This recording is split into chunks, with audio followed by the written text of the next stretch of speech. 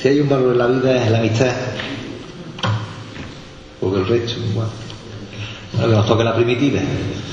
No sé si conocéis que la toca el cupón, no sé, que en este caso, bueno, Javier, no le puedo decir Guti porque haría mal, ¿no? Bueno, pues fue compañero de carrera hace unos añitos, ¿verdad? Unos añitos.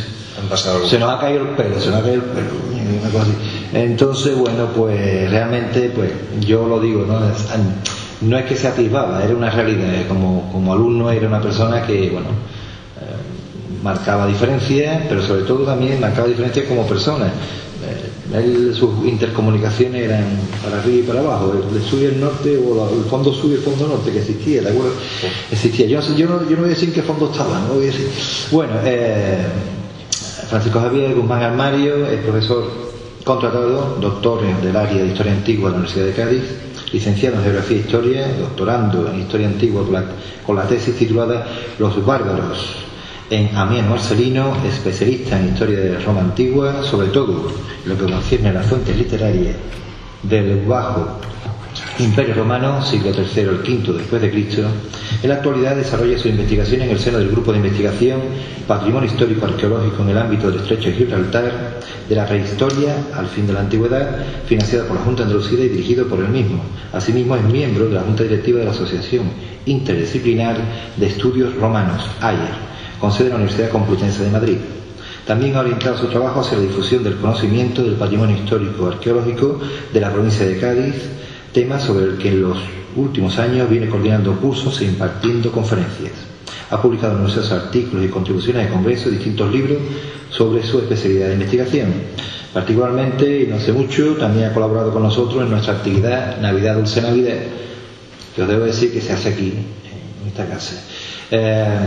Nada, Javier, estoy deseando escucharte. El título también me ha gustado, ¿qué diga? El descubrimiento del Atlántico por Roma, está de cuestión y propuestas metodológicas. Doy paso a don Javier Guzmán Armario. Muchísimas gracias, amigo Manolo. Siempre es un placer venir. ¿Están ustedes ahí, verdad? Sí, están. Porque no los veo. Decía que siempre es un placer venir a esta sala, a Jerez, ¿no? Y a los eventos académicos que organizan desde el archivo y desde la Universidad Pablo de Olavide y desde el Ayuntamiento. No es la primera vez y siempre me siento muy a gusto, así que va por delante mi agradecimiento. Les tengo que pedir disculpas porque estoy un poco acatarrado, no sé si se nota, no tengo mucha voz, así que yo voy a arrancar y a ver dónde llego, pero espero ser breve y ajustarme al tiempo para que al final pueda haber un debate y que puedan ustedes preguntar aquello que les ha quedado en duda o aportar sus propias ideas.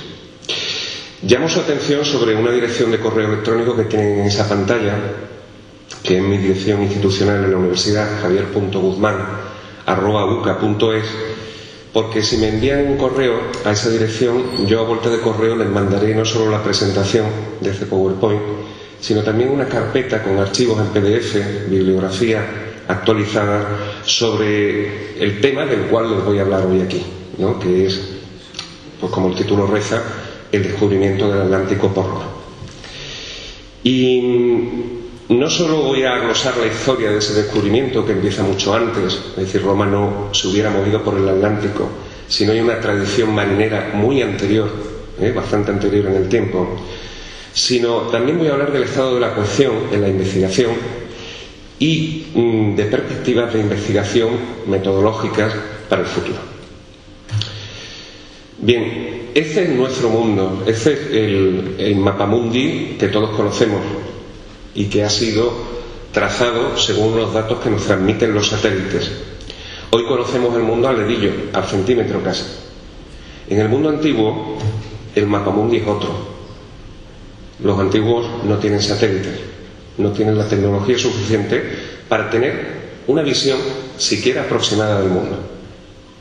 Si se fijan, el Mediterráneo está muy bien trazado en los mapas. Es un mapa del siglo VI a.C., que luego los romanos perfeccionan y desarrollan, pero no demasiado. Pero a medida que nos alejamos de ese Mediterráneo, que las grandes civilizaciones de la antigüedad, los griegos, los mesopotámicos, Egipto, los etruscos, los romanos, etcétera, etcétera, trazaron. A medida que nos alejamos de ese Mediterráneo, el mundo se va difuminando, se va haciendo más desconocido. Y dentro de ese desconocimiento está el mundo del Atlántico, ¿no? Este es el mundo que conocen bien en el siglo VI a.C. Si se salen de ese mundo, el hombre antiguo pues solo puede recurrir a las leyendas, a los mitos, a la fantasía y a la religión para interpretar lo que hay más allá. Es decir, esto significa que el occidente del mundo, es decir, a partir de las columnas de Hércules del estrecho de Gibraltar, es un territorio que no se conoce salvo por una serie de mitos que se atribuyen a esos lugares, ¿no? La mitología griega, la cultura griega, por ejemplo, localizó en el extremo occidente del mundo, a partir de esas columnas de Heracles, algunos de los mitos más conocidos hoy día, ¿no?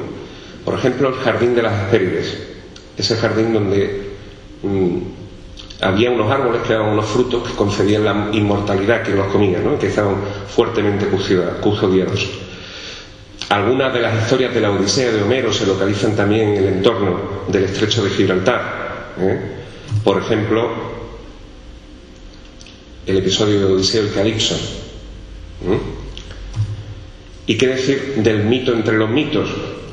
Que sería, como ustedes bien saben, el mito de la Atlántida, que todavía colea el mito de la Atlántida, y todavía se investiga desde puntos de vista científicos la existencia de esa civilización brillante de la que nos habló Platón. Y está también localizada en el extremo occidental del mundo. Algunos de los trabajos de Hércules, por ejemplo, el robo de los bueyes de Gerión. En fin, que el hombre antiguo, en este caso los griegos, interpretan la realidad geográfica, histórica y cultural del extremo occidente desde el mito, pero lo interpreta así porque no lo conocen, ese extremo occidental. No tienen los medios suficientes para hacerlo. Bien, decía al principio que Roma no se hubiera podido mover por el Atlántico si no hay una tradición de navegación anterior. Y esa tradición arranca con los fenicios, continúa con griegos y cartagineses, también con etruscos, hasta que en el siglo I a.C. Roma empieza a construir lo que podríamos llamar una ruta de navegación por el Atlántico, por unos motivos que voy a explicar más tarde. Aquí tienen un mapa del periplo de los periplos de Janón e Milcón, que fueron dos almirantes cartagineses del siglo V, y Milcón intentó descubrir el Atlántico hacia el norte, viajando hacia las Islas Británicas, y Janón, una generación más tarde, lo hizo hacia el sur. Ahora hablaremos también de eso. Por lo demás, insisto, es un mundo desconocido, un mundo lleno de peligros, un mundo lleno de monstruos marinos. Es el fin del mundo. Ahí se acaba el mundo. Porque, como ustedes saben, la visión del orbe que tienen los antiguos no es la nuestra. La Tierra es una especie de disco que flotaba en un río circular que se llamaba océano, y ahí se acababa todo. Bien, la navegación es en el mundo antiguo la forma más rápida, más eficaz y más barata de moverse por el mundo. Pero ninguno de los barcos antiguos superó en las mejores condiciones una velocidad superior a los 20 kilómetros hora. ¿Cuánto tiempo necesitamos para cubrir grandes distancias a esa velocidad? ¿Cuánto tiempo tenemos que invertir para hacer un largo trayecto, por ejemplo, de Cádiz a Londres en época romana? Meses, ¿verdad? Bien,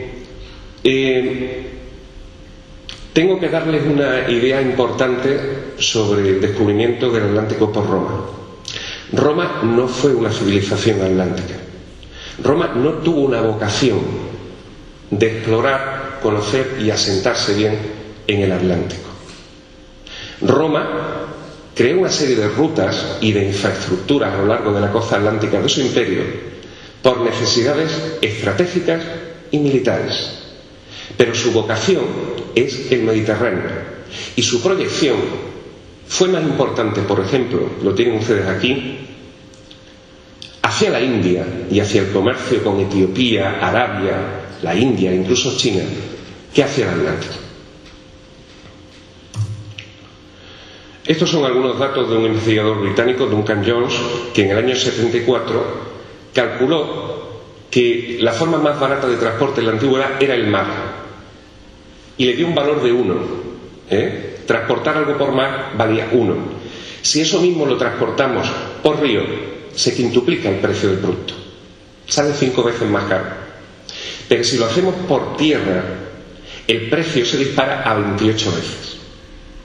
Para que vean ustedes la importancia que tiene el transporte por mar en época antigua. Bien, ¿quiénes iniciaron esta tradición marinera que luego benefició a Roma a la hora de moverse por el Atlántico? Fueron los fenicios, que fueron un pueblo de gran tradición marinera, puesto que, como pueden ver ustedes aquí, están constreñidos en una franja muy pobre del próximo Oriente Asiático, presionado por grandes potencias y con una única salida, que es hacia el mar. Esa era su fuente de riqueza y de desarrollo. Los fenicios, no me voy a detener demasiado en el tema, exploraron todo el Mediterráneo. Las fuentes nos informan que también exploraron el litoral norteafricano, por lo menos hasta Mogador, y que se proyectaron buscando el estaño del noroeste peninsular, la Bretaña francesa y las Islas Británicas. No conocemos productos fenicios en el ámbito atlántico, fenicio-púnicos, antes del siglo IV a.C. Sin embargo, sí tenemos noticias de que se movieron por ahí. Conocemos los barcos fenicios, ya digo que constituyeron un pueblo de gran vocación marinera. Los conocemos por los relieves asirios, barcos de transporte de personas, de mercancías, barcos de guerra con el temible espolón de proa. Los fenicios perfeccionaron el arte de la navegación como ningún otro pueblo en la antigüedad, y luego los griegos heredaron esos conocimientos. Aquí tenemos los clásicos hipoi, por el mascarón de cabeza de caballo en la proa, que fueron una de sus naves preferidas, sobre todo para el comercio, y que vamos a ver en la historia de Cádiz muy frecuentemente. Lo tienen con mayor precisión. Conocieron el circuito general de corrientes del Mediterráneo, que no ha cambiado en los últimos 3000 años, se beneficiaron de esas corrientes, depuraron sus conocimientos náuticos y eran capaces de practicar una navegación de altura, incluso de noche, alejándose a centenares de kilómetros de la línea de costa. De otra forma, no se explica que consiguieran llegar tan lejos y trazar una red comercial tan importante. En el sur de la península ibérica, los fenicios contactaron con una cultura brillante, o que estaba en puertas de ser brillante, porque ellos la dinamizaron con sus aportaciones y hasta cierto punto la transformaron, que era Tartesos. Y como ustedes bien saben, los fenicios se asentaron en lugares estratégicos que permitían la buena navegación y el acceso al interior, a los mercados, a los productos, a las rutas de comercio. De entre esos puntos privilegiados, la ciudad de Cádiz, Gadir, fue la cabeza de puente para un ulterior comercio con el mundo atlántico. Fue un puerto próspero, pequeño pero muy estratégico, que desde ese momento, y estamos hablando por el registro arqueológico ya del siglo IX a.C., se convierte en el gran puerto atlántico de la antigüedad. Y no solo en un puerto que permite los viajes y el comercio hacia otros puntos lejanos, se convierte en una especie de archivo de conocimientos de navegación donde se va acumulando una tradición que van a aprovechar muchas culturas. Bien, ese mundo de contactos entre culturas y pueblos marineros, fenicios, etruscos, griegos, es un mundo de gran riqueza, no solo económica, sino también cultural. Esta foto la identifican, ¿verdad? ¿Les suena? ¿Alguien me dice qué es? Es Doña Blanca, efectivamente. Aquí tienen ustedes la torre, en esa torre del siglo XV, que le da nombre al yacimiento, y que era un puerto de mar, ustedes lo saben. Era un puerto de mar, toda esta campiña que pueden ustedes ver aquí, junto al pueblo de colonización, era mar, y tenía unas importantes instalaciones portuarias en el sector sureste del yacimiento. Era una especie de punto de contacto para el interior, y fue un lugar muy próspero en ese sentido. Bien, no me detengo en eso. Cartago sucede a los fenicios a partir del siglo VI a.C. en el sur de la península ibérica, y es cuando se producen, por lo menos según el relato que tenemos, que son relatos míticos, relatos cuajados de noticias maravillosas, ¿no? de leyendas, de una gran proyección hacia el Atlántico Sur. Me estoy refiriendo al periplo de Janón del siglo V a.C., un almirante que intentó un proyecto de colonización de tierras africanas partiendo precisamente desde el entorno de Cádiz y llegando, según se interpretaba, aunque yo no lo creo, porque por la tecnología náutica de la época lo veo casi imposible, a la zona de Camerún. En el periplo de Janón, que conocemos a través de una copia griega que alguien depositó en el templo de Baal-Hamón en Cartago, se nos habla, por ejemplo, de mujeres muy peludas que amamantaban a sus hijos al lado de la playa y que los nativos llamaban gorilas, por ejemplo. Ya digo que es un relato mítico que muchos han tratado de identificar sobre el mapa con sus respectivos topónimos, pero que no deja de ser, pues, es una fuente que se mueve entre la realidad y la leyenda. No me voy a detener por falta de tiempo en lo que sería la exploración de las Islas Canarias. Dentro de esa carpeta de archivos le voy a incluir un par de trabajos muy interesantes sobre ese estado de la cuestión. No conocemos muy bien cuál fue el contacto de estas civilizaciones marítimas con las Islas Canarias. Siempre se trae a colación este ejemplo que yo les pongo en la pantalla, que es el yacimiento del Cercado, en Garafía, donde hay una serie de petroglifos que tienen forma de hipoi, de barco con majarón de proa en forma de caballo, pero que no deja de ser una interpretación. A partir del siglo V hablamos de un concepto historiográfico que es el Círculo del Estrecho. El Círculo del Estrecho vendría a ser un área de influencia de Cádiz entre el sur de la península ibérica y el norte de África. Lo estoy sintetizando muchísimo. También les meteré algo del Círculo del Estrecho en la carpeta. Y no sabemos si este Gadir del siglo V a.C., que ahora se mueve en esta zona de influencia, es una polis totalmente independiente o está bajo, digamos, la influencia de la gran potencia de la época, que es Cartago, y que empieza a afirmarse con fuerza en la península ibérica. El caso es que sigue siendo el gran puerto, el gran centro de conocimiento marítimo del Atlántico, en la época de los famosos sarcófagos antropoides, ¿no? Una época de opulencia y de prosperidad. A finales del siglo IV conocemos otro de esos periplos de un navegante de Marsella, un comerciante griego llamado Piteas, que burló el control que tenían los púnicos del estrecho de Gibraltar, pasando de noche por el estrecho de Gibraltar, y se proyectó muy al norte del Atlántico, según el relato que conservamos a través de otros autores. Esto viene a ser como el periplo de Janón, viene a ser un relato fantástico donde vemos fenómenos también maravillosos, pero donde se nos describen también fenómenos climáticos como las auroras boreales, que están muy bien descritas y no sabemos cómo lo iban a describir también si no lo habían visto efectivamente. Pero bueno, es un intento, por lo menos, esta vez por parte de los griegos, de conocer el Atlántico. A finales del siglo II tenemos los viajes de otro comerciante griego, pero este de Turquía, de la ciudad de Cífico, en Asia Menor. Eudoxo de Cífico intentó circunnavegar África para llegar a la India y así evitar pagar los aranceles aduaneros del reino egipcio de los Ptolomeos. Y para eso fue desde Turquía, donde estaba Cífico, a Gadir, a montar una flota allí y a beneficiarse de los conocimientos náuticos y marítimos de esa ciudad. Allí intentó una expedición que fracasó.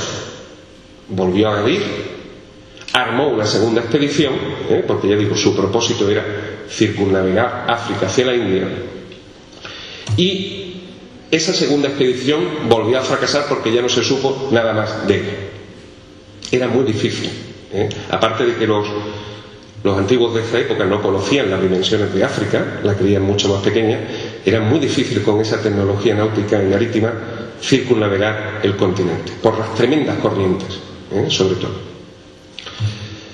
¿Por qué iban a la India? Pues iban buscando los productos que eran tan rentables para el comercio y que están apareciendo ahí. No me voy a detener en eso porque me podría llevar una hora hablando de ese comercio tan beneficioso, ¿no?, para la economía del Mediterráneo, ya desde época de Alejandro Magno, que es el que abre la puerta, ¿no?, al conocimiento del lejano oriente. Pieles, perlas, marfil, maderas preciosas, etcétera, etcétera. ¿De acuerdo? Hacia años 100 antes de Cristo, el filósofo y naturalista Posidonio de Apamea llegó a Cádiz a explorar el fenómeno de las mareas. Digamos que es el primer intento erudito de conocer el mar, ¿no? Y justo en ese año nace un personaje que va a ser muy importante para el control del Atlántico por Roma, que es Julio César. Aquí lo pueden ver, por ejemplo, en ese cuadro maravilloso del Museo de Cádiz, visitando el templo de Hércules y la estatua de Alejandro Magno que había allí, en el año 68 a.C. Julio César, hacia el año 61 a.C., tenía un ambicioso proyecto político. Y un proyecto político que iba encaminado a lo que era una monarquía helenística, es decir, hacia el poder unipersonal.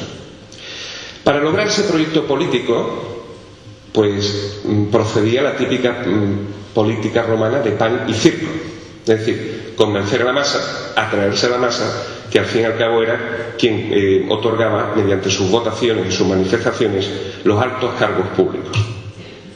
Para eso Julio César necesitaba oro, recursos. Y para eso, en el año 61, se hizo nombrar gobernador propretor de la provincia Hispania Ulterior, que tienen ustedes aquí en el mapa. A ver si nos leo con esto. Venía a ser el sur y parte del oeste de la península ibérica. ¿De acuerdo?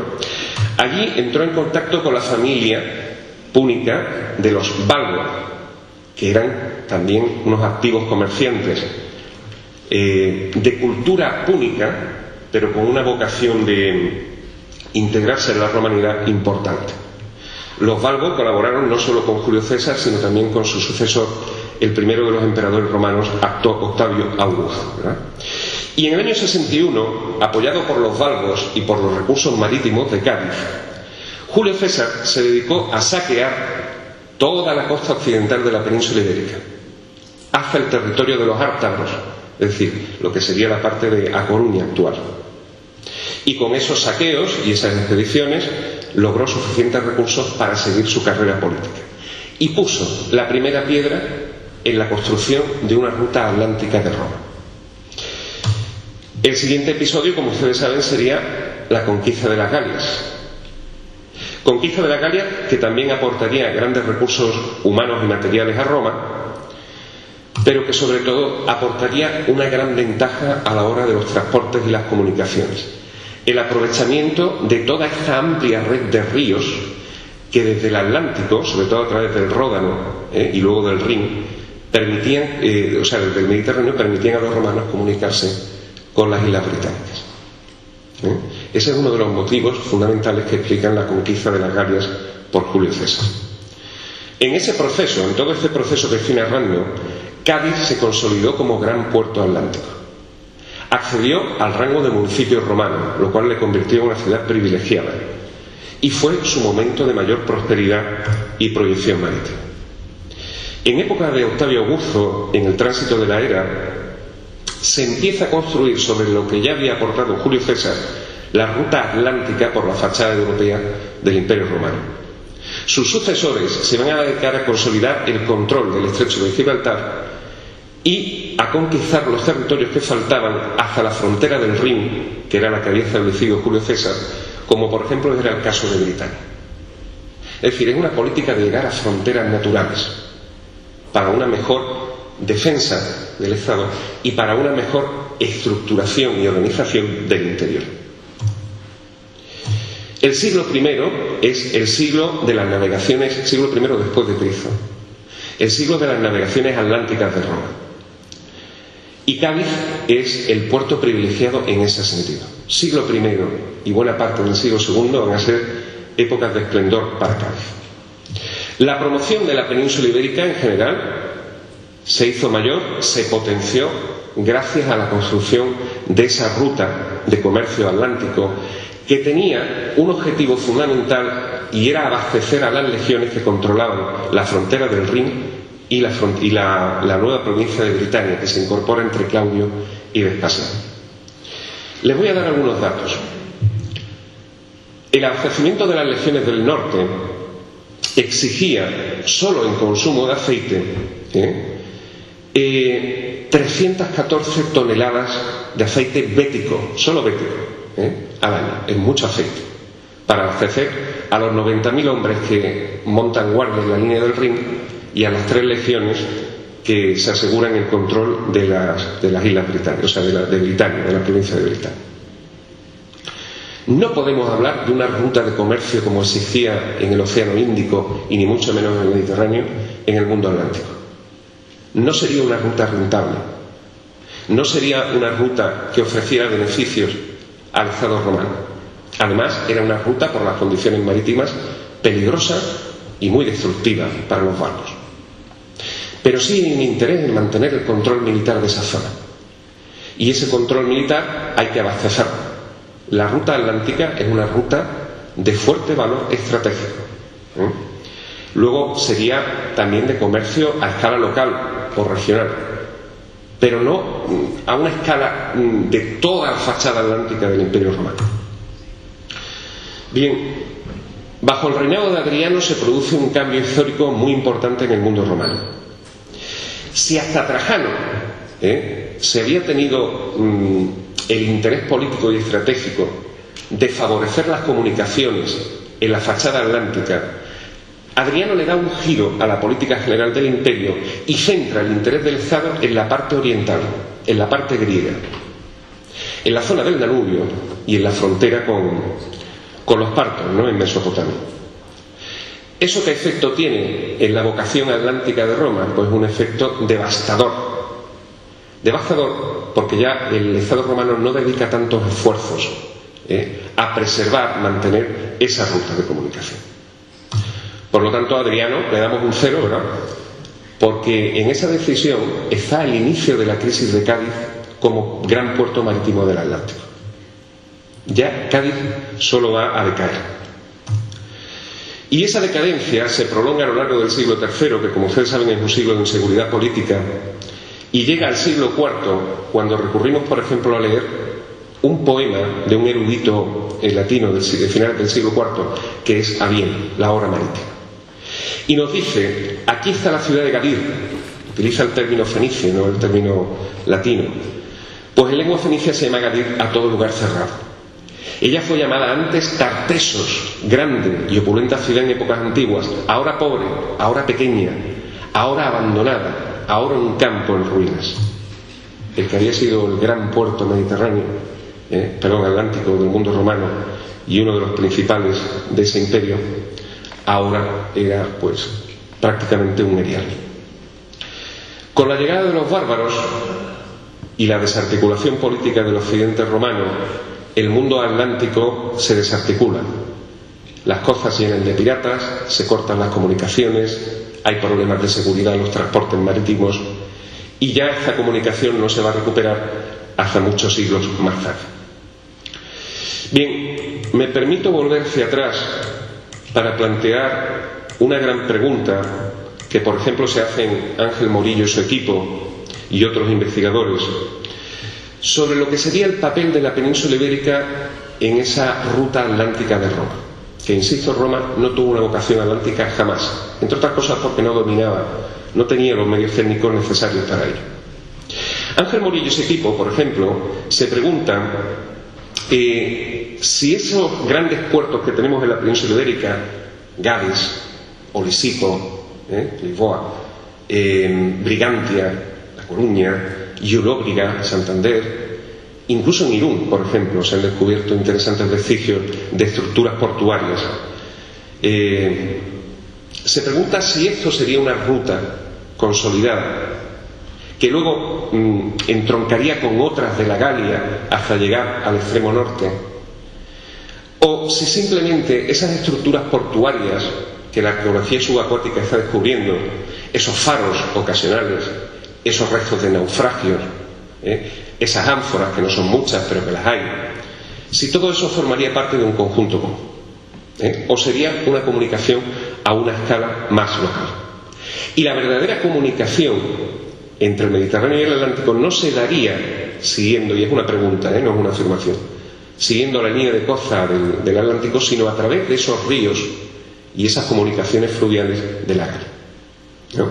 Es la gran pregunta que la arqueología subacuática precisamente tendrá que responder en los próximos años, porque van a ser esos descubrimientos los que arrojen un poco de luz sobre el tema. En fin, concluyendo, Roma no fue una civilización atlántica, sí mediterránea, mantuvo unas comunicaciones marítimas por el Atlántico por motivos geopolíticos y estratégicos. El estado de la cuestión de estas navegaciones y este control atlántico por parte de Roma está aún por definir, y será, insisto, la arqueología subacuática la que dé la clave. Además es algo que se está potenciando mucho, ¿no? Y con muchos resultados, la que dé la clave para ese conocimiento de los transportes marítimos y los viajes de Roma por el Atlántico. Bien, yo no voy a seguir. Muchísimas gracias por su atención y quedo a su disposición para el debate.